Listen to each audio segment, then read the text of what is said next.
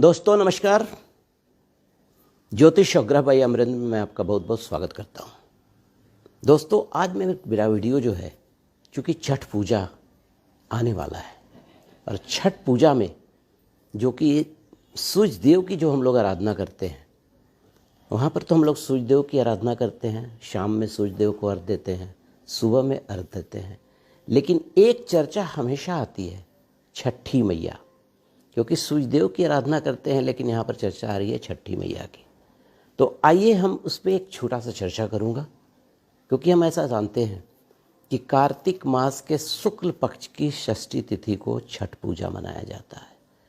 इस छठ पूजा को हम लोग डिफरेंट नाम से भी जानते हैं। छठी माता की पूजा बोलते हैं, छठ पूजा बोलते हैं, डाला छठ के नाम से भी जानते हैं।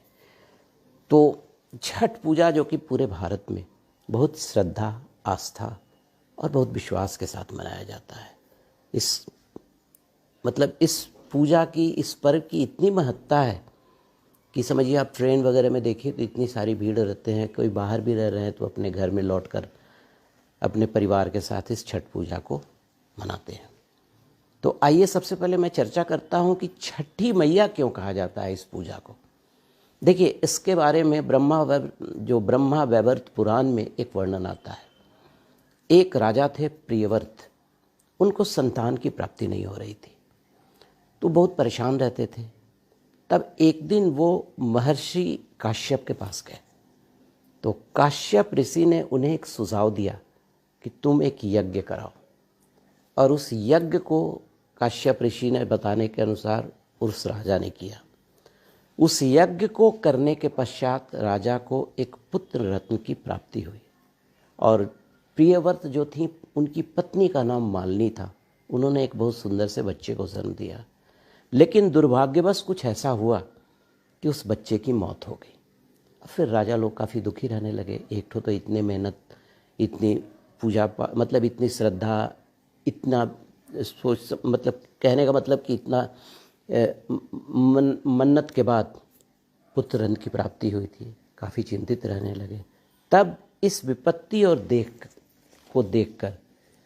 छठी माता, छठी देवी जो थी वो प्रकट हुई और उन्होंने कहा, देखिए ध्यान दीजिएगा यहाँ पर, उन्होंने कहा कि मैं ब्रह्मा की पुत्री हूँ और भगवान कार्तिकेय राज की पत्नी हूँ, और मेरा काम ही है बच्चों का कल्याण करना, पुत्रों की जो संतति है उसकी उन्नति करना।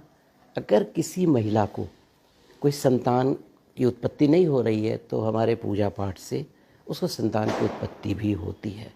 साथ ही उन्होंने ये भी कहा कि मैं भगवती का छठा अंश होने के कारण, देखिए ध्यान दीजिएगा, मैं भगवती का छठा अंश होने के कारण छठी माता के नाम से जानी जाती हूँ।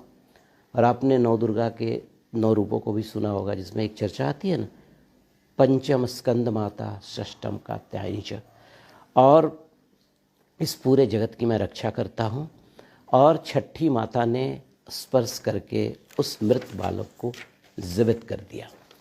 तो कहा जाता है कि शास्त्रों के अनुसार सूर्यदेव और छठी माता का जो संबंध था वो भाई बहन का भी था।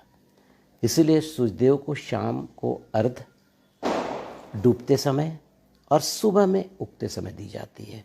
तो इतना तो तय है कि अगर आप किसी भाई को खुश रखेंगे तो ऑब्वियस है उनकी बहन भी खुश रहेंगी। और सूर्यदेव को ज्योतिष के अनुसार संतान का कारक भी माना जाता है, आत्मा का कारक भी माना जाता है। तो दोस्तों एक छोटा सा वीडियो था, मैंने आपसे शेयर किया कि छठ पूजा को छठी माता क्यों कहा जाता है। तो बहुत बहुत आपको छठ पर्व की शुभकामना। अगर आपको मेरा वीडियो पसंद आया हो तो लाइक कीजिएगा, सब्सक्राइब कीजिएगा, क्योंकि मैं फिर कोई नया वीडियो आए तो मैं आपको इन्फॉर्मेशन दे सकूं। तब तक के लिए धन्यवाद।